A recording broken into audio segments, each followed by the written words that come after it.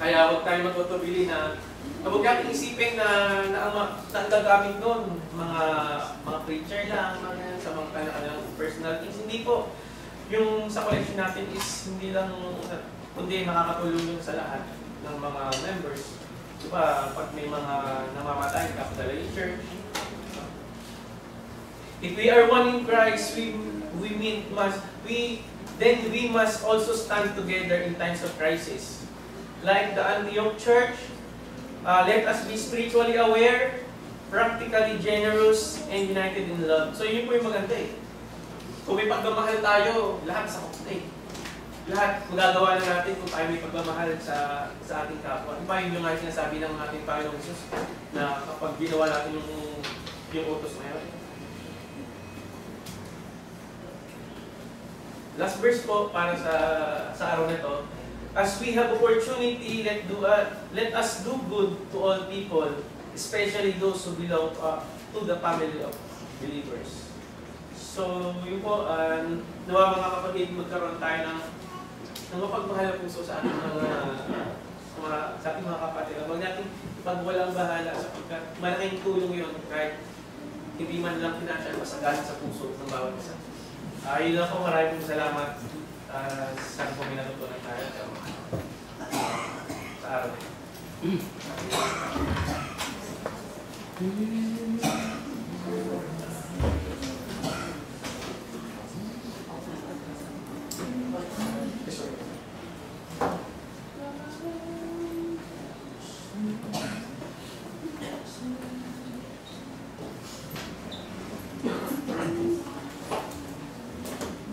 So, bago tayo natin mag-disconnect sa ating Lord Supper, nag-take po natin yung coffee.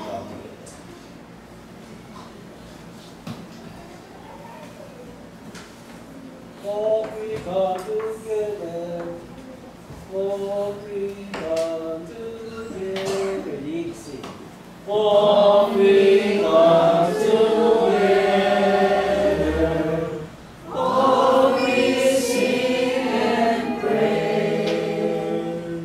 We bring our offering on this holy day. Help us, Lord, thy love to sing. May we always through the Spirit worship thee. May we remember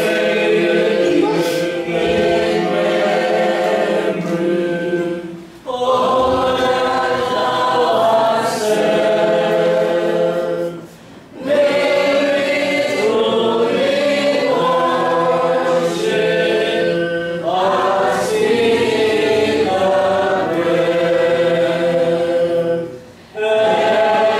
bread.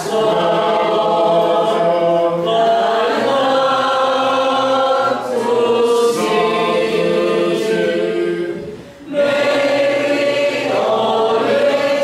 Spirit worship thee. May our Spirit all in one accord take this cup of blessing given by God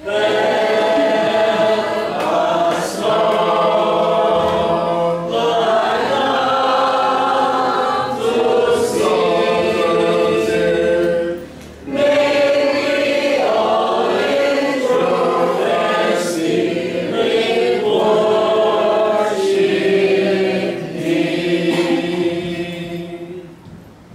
thee.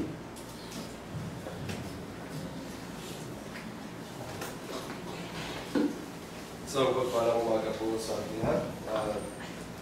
Maraming salamat sa tulong at aral na binahagi sa atin ng ating mga kapatid. Tayo pwede na ako para sa pagtutul-putul ng tinapay at pag-inom sa araw. Ako muna mabasa ng talata sa 1 Corinthians chapter 11 verses 23 to 29. Ito po sila sa akin.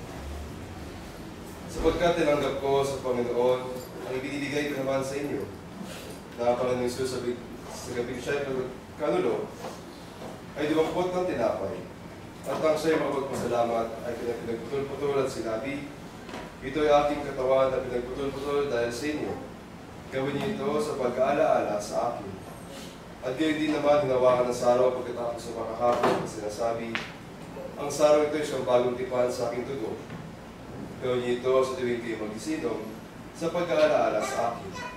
Sapagkat sa tuwing kain ninyo ang tinapay na ito at timan ninyo ang saraw, ay nihayag ninyo ang pagkamatay ng Panginoon hanggang sa dumating siya. Kaya't ang sino kumain ng tinapay o ng saraw ng Panginoon hindi nararapat, ay magkakasala sa katawan at dugo ng Panginoon. Datapwat siya sa atin ang tao kaya sarili, at saka kumain ng tinapay at uminom ng saraw. Sapagkat ang kumakain at uminom ay kumakain at uminom ng hatol sa kanyang sarili kung hindi niya kinikilala ang katawan ng Panginoon.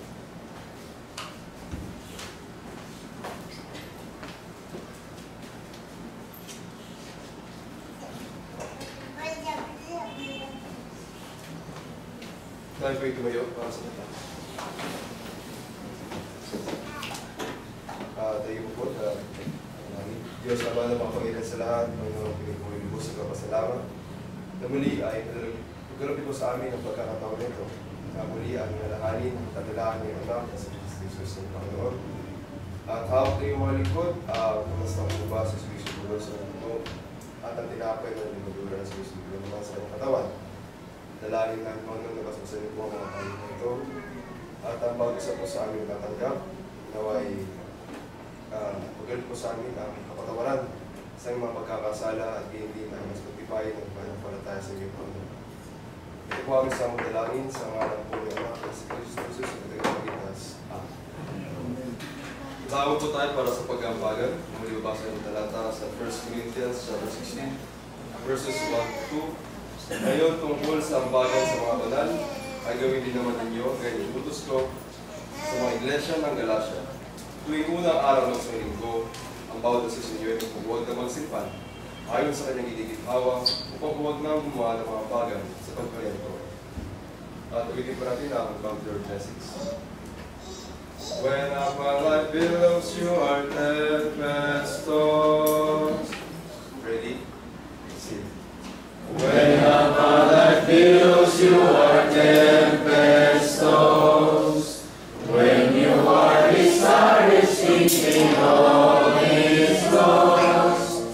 Count your many blessings, think them one